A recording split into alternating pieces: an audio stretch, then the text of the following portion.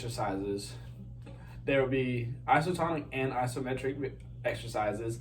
There will be one isometric with leg, one isotonic with leg, one isometric with arms, and one isotonic with arms. So first, we're going to do an isotonic movement with arms, which is a movement that you do where you're moving the muscle and working specifically on that muscle. Now we're going to be doing dips, which works on your tricep, and it isolates that muscle and works on that tricep. Now what you're going to do is you're going to get anything that's above ground. So anything like maybe a foot to 2 foot off the ground, and you're going to lean back against it. So whenever you're leaning back against it, you're going to put your arms straight against it, like put your hand on top and push straight into it. Then you're going to reach your legs out to a comfortable distance to where it's not too far that it hurts your arms, but it's not too close where you're not getting any work out of it.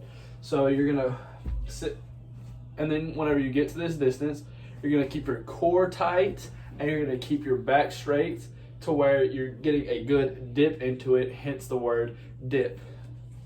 Now, whenever you're doing dips, you want to be able to go about a 90-degree angle with your arms and then push back up so that you're really getting a good workout with that tricep.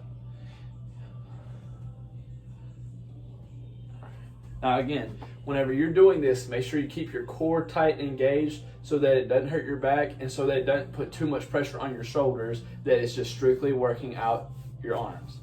Now next, we're going to be doing isotonic workout with our legs. So now we're going to be doing squats. Now squats can be done with barbells. It can be done with weights like a kettlebell right here, anything. But for at-home purposes, we're just going to be doing a regular squat. Now whenever you're doing squats, you want your feet about shoulder width apart, just so that they're not too far apart where you're hurting your groin, and they're not too close to where it's working a different type of muscle.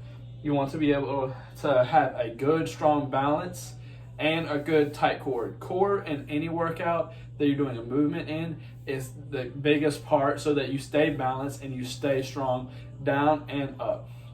Now, whenever you're doing this, you want to be able to look forward. Don't look down. Looking down makes you get off your balance and it makes you stay unfocused.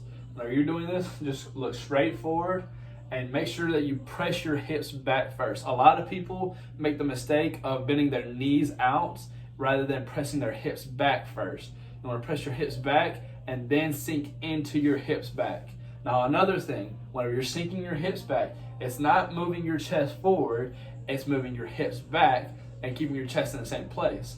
Now you almost want to think of your chest as going down this line right here, this red line. You want to be able to ride that red line just like that. And whenever you're doing the squat, you want to be able to feel yourself get below parallel. If you squat right here, that's a quarter squat. And if you squat too low, then you'll hurt your knees. You want to be able to just get parallel right down to it and then come straight back up. Another big thing with squatting is making sure that your heel is pressing into the ground. A lot of people make the mistake of getting on their toes and trying to squat back up, and it makes them go forward like this rather than sinking down into their heels and staying balanced throughout. All right, now the next workout we're going to do is an isometric workout for the arms. Now, for at-home purposes, you may not have a dumbbell or anything like that, but you can use a water bottle, a peanut butter jar like I have, and you can isolate the arm. Now what you're going to do is you're going to do a half curl like this. You're going to put your arm in a half curl and you're going to just hold it there. Now the reasoning that you can't just hold it there and isolate yourself without a weight is because there's no tension in your arm whenever you're just holding it there like this. Now make sure that whenever you're doing it, you have your hand facing up so that you turn on your bicep, because that's what this is working, is your bicep, and it turns it on. If you have it like this, your bicep's turned off. You can feel it. You turn your hand over, it's on. Over this way, it's off. So whenever you're doing this, you have to have it at a 90-degree angle and you hold it straight up like this. Now I'm going to hold a peanut butter jar, and so now you can feel that contraction in your arm, and you hold it there for as long as you can. And then whenever you feel yourself giving out, then you let it down.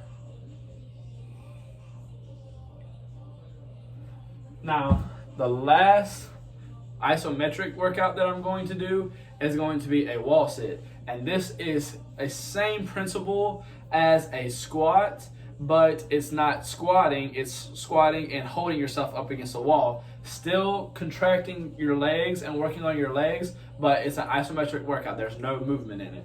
So whenever you're doing a wall sit, the same thing as going down and getting parallel, you want to get parallel almost basically 90 degrees, but do it up against the wall so that you're not moving, you're just holding still and contracting up against the wall.